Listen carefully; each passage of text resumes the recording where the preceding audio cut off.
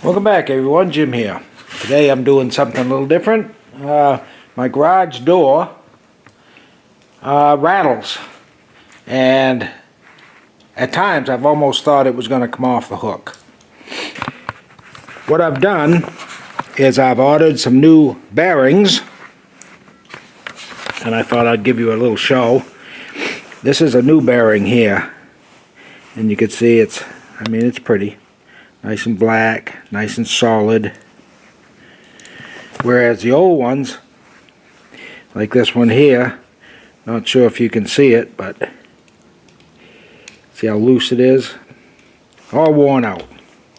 I've replaced half of them, and this is a company I got them from. Online, Amazon. So I've got to replace the other half of this garage door, and hopefully that makes it run real smooth. And it's a typical garage door. Not sure if you can see it. There's the springs. And then it's got a motor.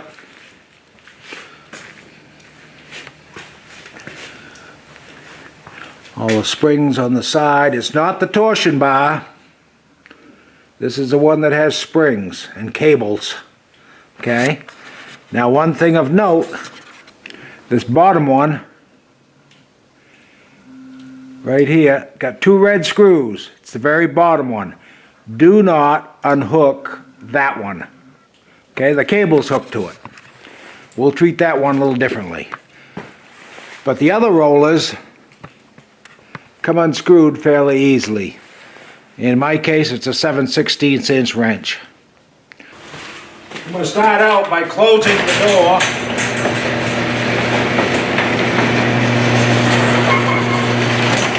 Here you can see some of them are turning. They're all very loose. I'll work on this one here first.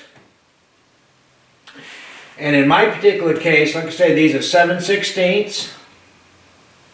There's 4 of them. The bottom one is a firm, fixed hole. The other ones can slide to adjust. But so that I get this back in exactly the same spot, I leave this firm fixed hole where it is, and then the hinge stays aligned where it's supposed to be. Of all of these, there's one in behind, and it might just be this one here that I can't quite reach the bolt with my impact, so I got to use a wrench.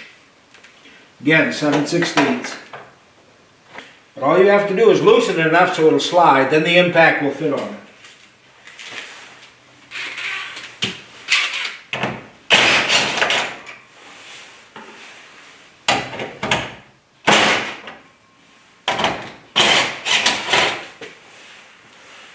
Then I can move it up and the impact will fit.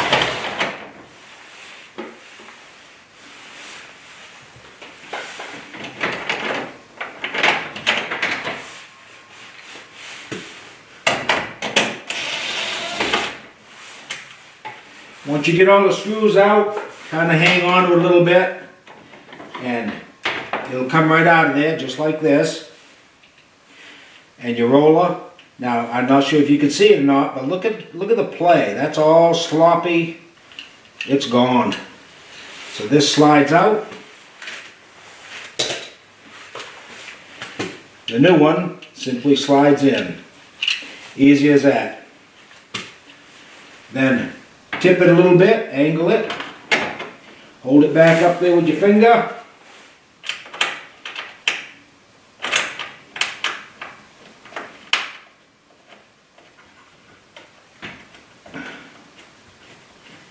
Get one of these started to hold it. Get your screws in there.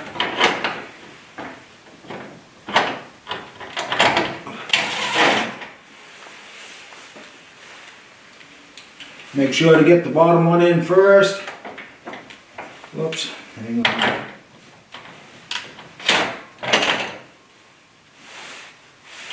Once the bottom one is in there, that's what aligns it.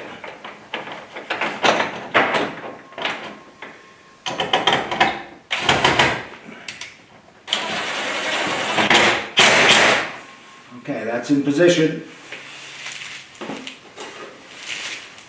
And you can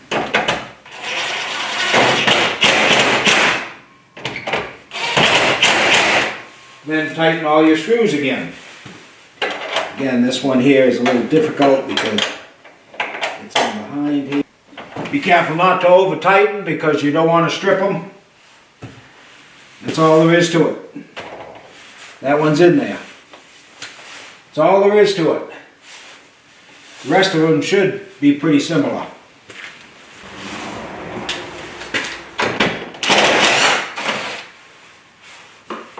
One,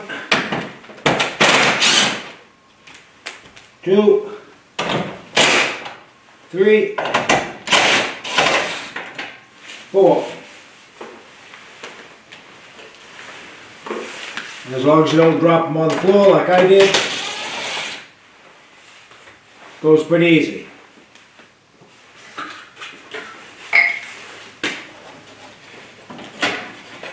Tip it a little bit to get it out.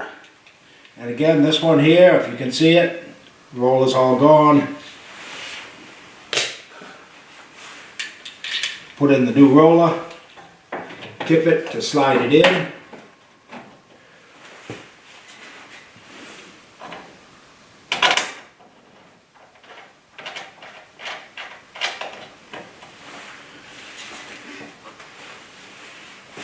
And then simply reinstall the screws.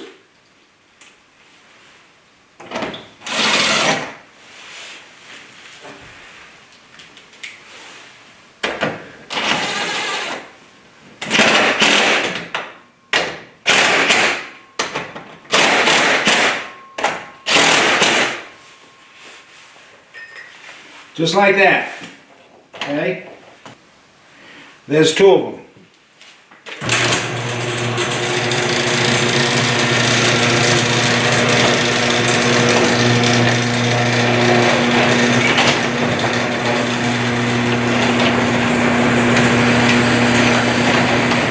Already goes smoother.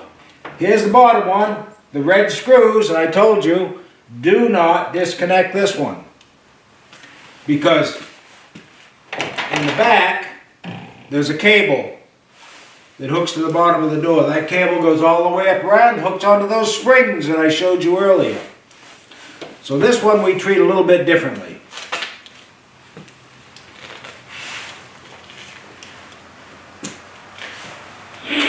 Get yourself a crescent wrench like this. Reach in behind the track.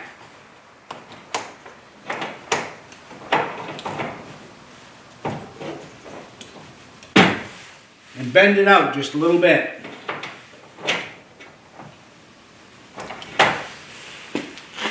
Once you've done that,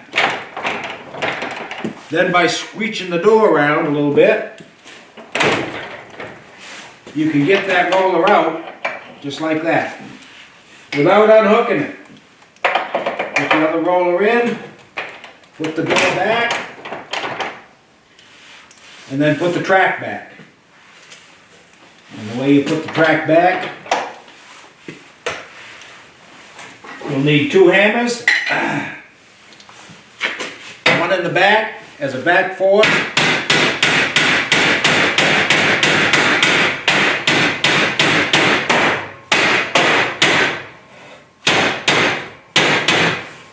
bend the track back.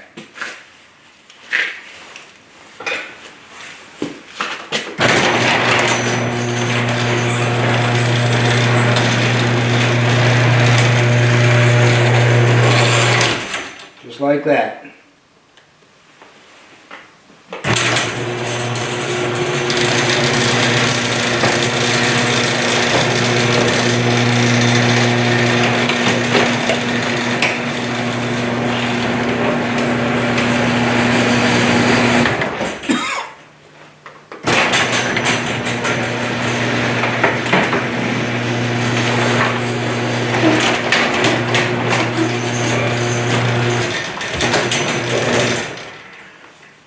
stopped it here because I don't want to bend over to reach that one. Otherwise I'd have to get down on the floor.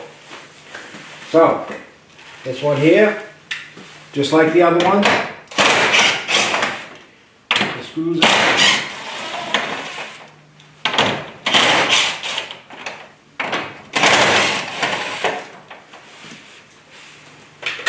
And I'm going to try something just for the heck of it. Yeah, this one I left the top bolt in it. And was able to just wiggle this enough to get it out. You can see it's a fairly easy process.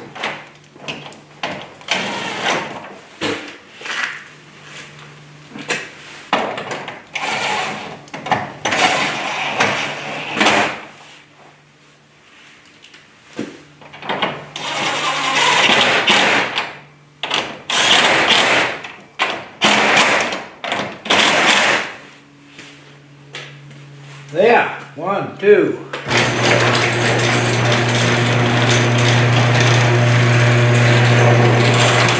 Now if you've been following along, that's 4 rollers right there. I've got 2 more to do, but they're up higher. So that's that one all done. Again, the red screws, don't remove them.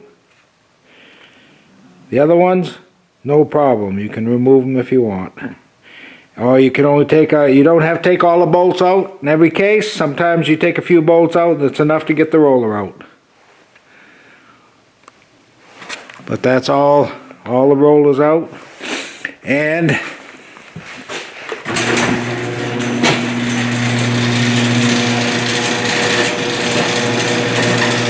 door operates a lot smoother.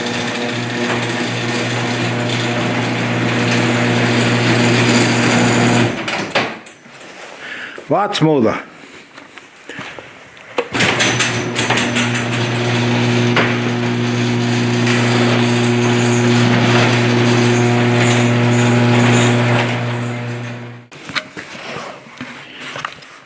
All right, all the rollers are in. And I think, as I mentioned, the bottom 2 rollers have red bolts. And they're red for a reason, for you to be warned not to undo them.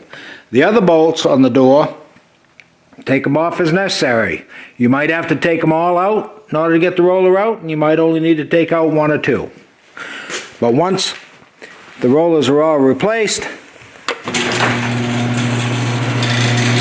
the door operates pretty smoothly. Now before, the door was jumping all over the place because the rollers were sticking or binding. And now they're doing good.